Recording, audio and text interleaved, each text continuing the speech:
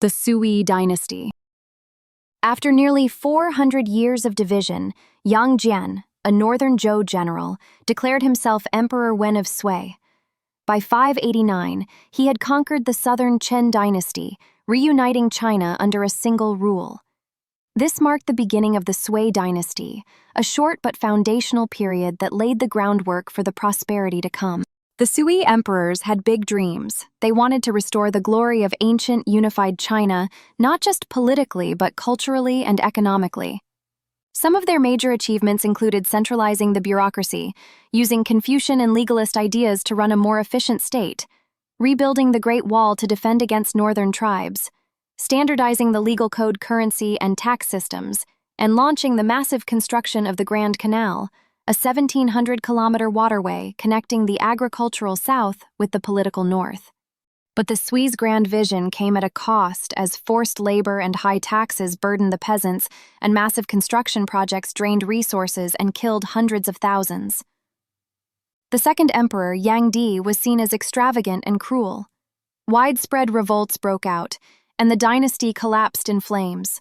If the Sui were the architects, the Tang dynasty were the artists and statesmen.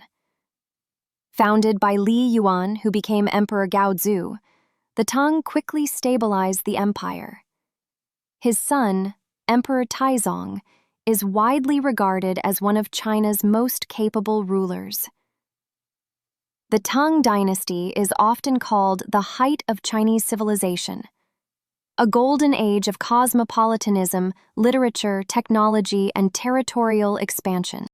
Highlights of the dynasty include Chang'an, the Tang capital.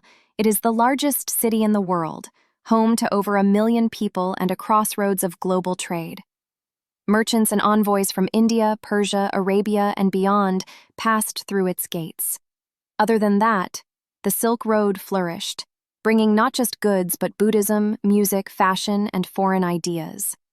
The examination system was also revived and refined, allowing talented men from across the empire to rise in government through merit, and poetry reached unmatched heights. This was the age of Li Bai, Du Fu, and Wang Wei, whose works remain treasured to this day. One of the most fascinating figures of the Tang was Wu Zetian, who defied Confucian norms to become the only woman to rule China as emperor.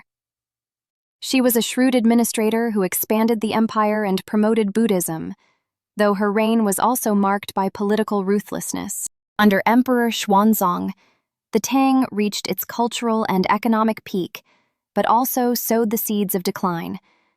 In 755 CE, a massive revolt known as the An Lushan Rebellion erupted. What began as a military uprising became one of the deadliest conflicts in history, killing millions and crippling the empire. Though the Tang survived the rebellion, they were never as strong again. The Tang became the standard by which later dynasties judged themselves. In Japan and Korea, Tang culture was admired and emulated, from architecture and writing systems to fashion and law. When the mighty Tang dynasty fell in 907 CE, China once again splintered into a patchwork of competing states, echoing the chaos of the Three Kingdoms centuries earlier.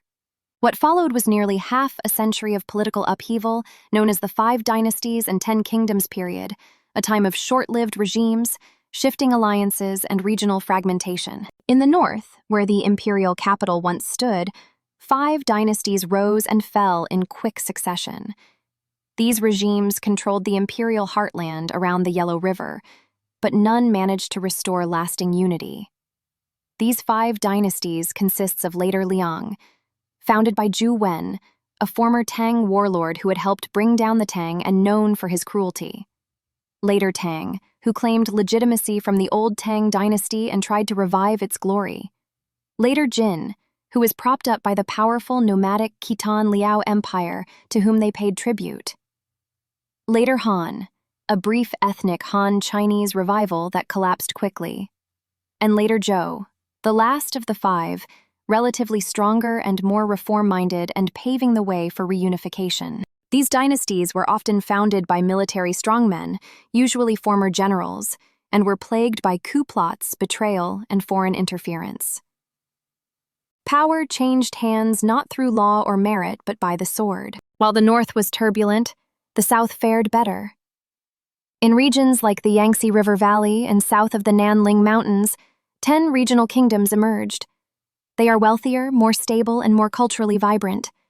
Some of the major southern states included Wu and southern Tang, Min, Wu Yu, Chu, and southern Han. Despite the instability, this was not a cultural dark age.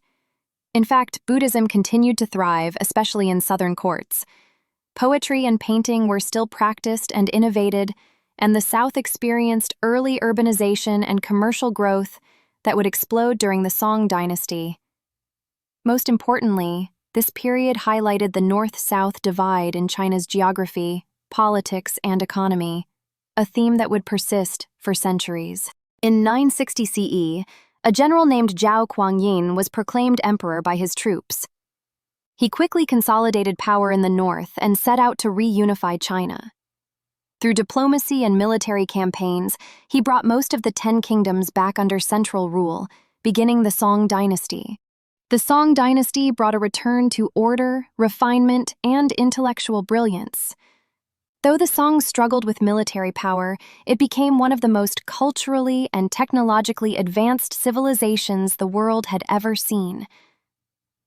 The dynasty is often split into two parts: Northern Song, when the capital was in Kaifeng, and Southern Song, after the court fled south to Hangzhou following foreign invasion.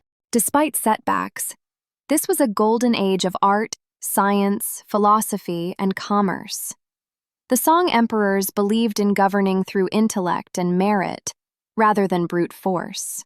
They revived and expanded the civil service examination system, making it the primary path to government positions. Success was based on mastery of Confucian classics, leading to the rise of a scholar-official elite known as the literati. This created one of the most bureaucratically sophisticated states in the world, where a man of humble birth could rise to high office through education. Few periods in world history saw as much innovation as the Song Dynasty.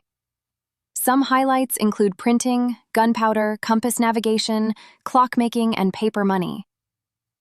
China under the Song became the most urbanized society on Earth, with vast cities like Kaifeng and Hangzhou bustling with markets, scholars, entertainers, and craftsmen.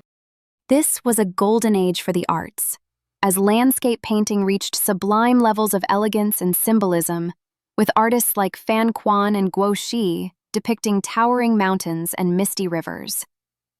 Poetry and prose flourished among scholar officials, who wrote not just for art, but to explore politics, nature, and philosophy, and Neo-Confucianism emerged, a revival and reinterpretation of Confucian thought that incorporated metaphysical questions and moral introspection.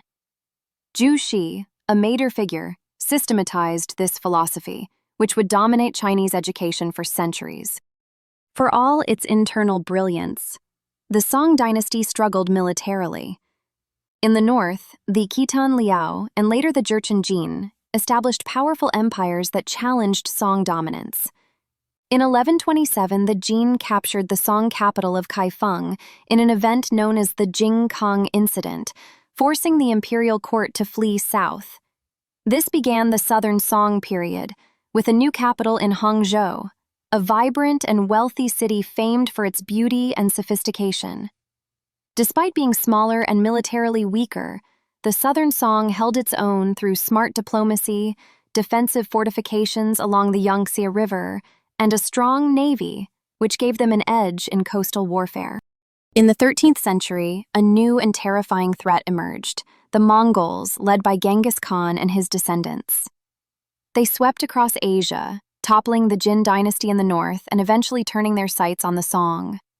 The Mongol conquest of the Song was slow and brutal, taking decades and involving massive battles, sieges, and civilian suffering. For the first time in Chinese history, the entire country fell under the rule of foreign conquerors, the Mongols, a nomadic people from the steppes of Central Asia.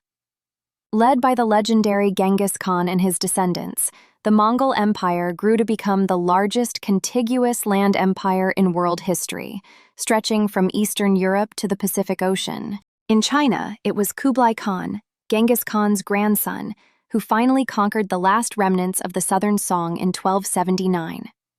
But even before that, he had declared the start of a new dynasty in 1271, the Yuan. Kublai Khan wasn't just a warrior, he was a strategist and politician. Though Mongol by blood, he recognized the need to adopt Chinese institutions to rule the Chinese people. He moved the capital north to Dadu, modern-day Beijing, establishing it as the political heart of a newly unified China. To legitimize his rule, he adopted the dynastic name Yuan, meaning origin of the universe. Kublai reorganized Chinese society into a strict ethnic hierarchy with Mongols at the top, followed by Central Asians and non-Han peoples, followed by Northern Chinese, and finally the Southern Chinese. This hierarchy affected jobs, legal treatment, and taxation. Many Han Chinese resented this discrimination, and though the Yuan tried to balance Chinese and Mongol customs, deep cultural tensions remained. The Mongols also dismantled the civil service examination system for several decades, replacing it with appointments by recommendation, which favored Mongols and their allies. Under the Yuan, China became more international than ever before. The Mongols created safe and stable trade routes across Eurasia, what historians call the Pax Mongolica. This allowed trade caravans to travel from Venice to Beijing, along with the arrival of foreign visitors. Most famously, the Venetian explorer Marco Polo, who spent 17 years in Yuan China and described it as a land of wealth, order, and innovation. The Silk Road also began to flourish again. Yuan China was a cosmopolitan empire, welcoming Persian astronomers, Arab doctors, Nestorian Christians, and Central Asian artisans into its cities and courts. Though often seen as militaristic rulers, the Mongols also encouraged cultural exchange and development. Chinese drama and literature evolved during the Yuan, especially the rise of zhezhu, a form of opera-like theater. Painting and calligraphy continued to flourish, particularly among scholar artists who distanced themselves from officialdom. Science and medicine from the Islamic world entered China, influencing Chinese knowledge in astronomy, cartography, and pharmacology, and paper currency became widespread. Despite early success, the Yuan dynasty faced growing internal problems such as heavy taxation, natural disasters, corruption, and a growing movement of Han Chinese resistance and rebellion. The largest of these uprisings was led by a former monk and peasant named Zhu Yuanzhang, who seized control of southern China and declared a new dynasty in 1368, the Ming. He took the throne as Emperor Hongwu, marking the return of Han Chinese rule. The Ming name means bright, symbolizing the dawn of a new era. Hongwu was deeply shaped by his early life of poverty and war.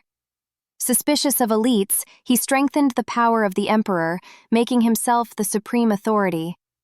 Abolished the prime minister's office, centralizing control in the throne, cracked down on corruption and created a secret police force to monitor officials, and restored the Confucian civil service exams, ensuring educated bureaucrats and not warlords ran the state. Under the Ming, China experienced strong population growth, stable governance, and a cultural flourishing. The Great Wall was reinforced, the Grand Canal was repaired, and the capital was moved to Beijing. There, the emperors built the Forbidden City, an enormous palace complex that symbolized the power and mystery of the throne. Agriculture boomed, especially with new crops like maize and sweet potatoes, introduced from the Americas via global trade. Cities flourished, with artisans, merchants, and scholars thriving in a structured Confucian society. One of the most astonishing chapters in the Ming dynasty came under Emperor Yongle, who commissioned a series of maritime expeditions led by the Muslim eunuch admiral Zheng He. Between 1405 and 1433, Zheng He led 7 massive voyages reaching Southeast Asia, India, Arabia, and the coast of East Africa. His fleet was unparalleled. Some ships were over 120 meters long, dwarfing European vessels of the time. These voyages weren't about conquest, but prestige, diplomacy, and tribute, showcasing China's wealth and power to the world.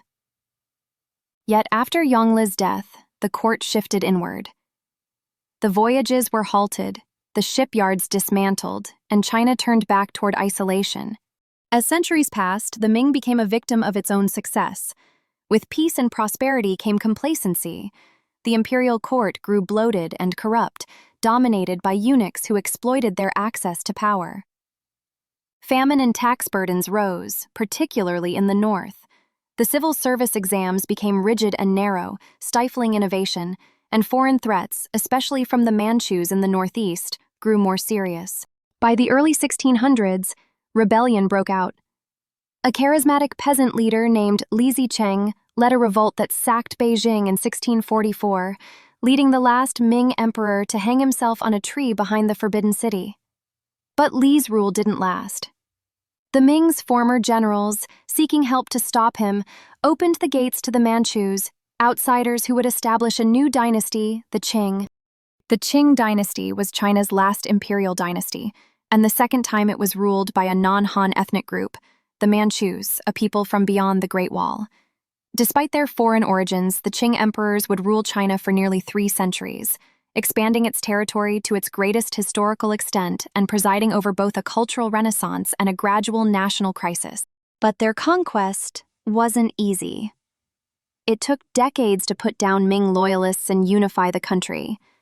To rule such a vast and diverse empire, the Manchus adopted many Chinese customs, including the Confucian bureaucracy, the civil service exam, and traditional Chinese court rituals.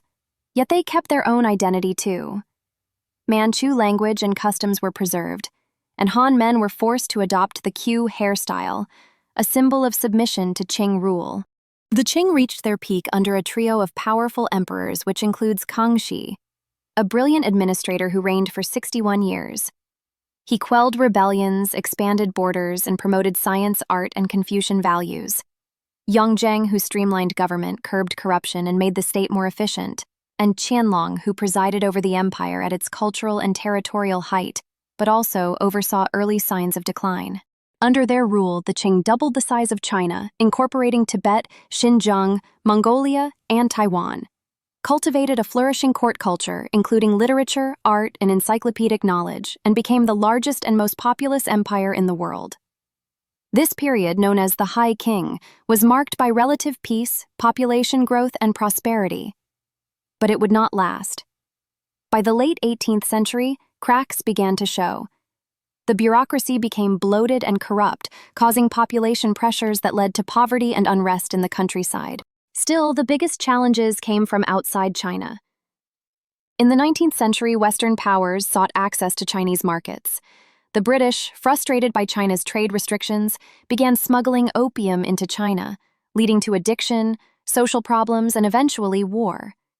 The First Opium War ended with China's defeat and the Treaty of Nanjing, which ceded Hong Kong to Britain and opened treaty ports to foreign trade. The Second Opium War further humiliated the Qing, forcing more concessions and allowing foreign powers to establish embassies in Beijing. These defeats exposed Qing military weakness and emboldened other powers such as France, Russia, Germany, and Japan to demand territorial and economic privileges. While foreign powers carved up spheres of influence, China itself was imploding. The Taiping Rebellion, led by a man who claimed to be Jesus' younger brother, was a massive civil war that killed over 20 million people. The further rebellions weakened the empire. Attempts at modernization, like the self-strengthening movement, fell short due to resistance within the Qing court. In 1911, the Xinhai Revolution broke out. Led by revolutionary groups and modernizing reformers like Sun Yat-sen, the movement overthrew the Qing government. In 1912, the last emperor, the child Puyi, abdicated the throne, ending over 2,000 years of imperial rule in China. If you enjoyed this, I would be posting a lot here. I would greatly appreciate it if you hit the like and subscribe button.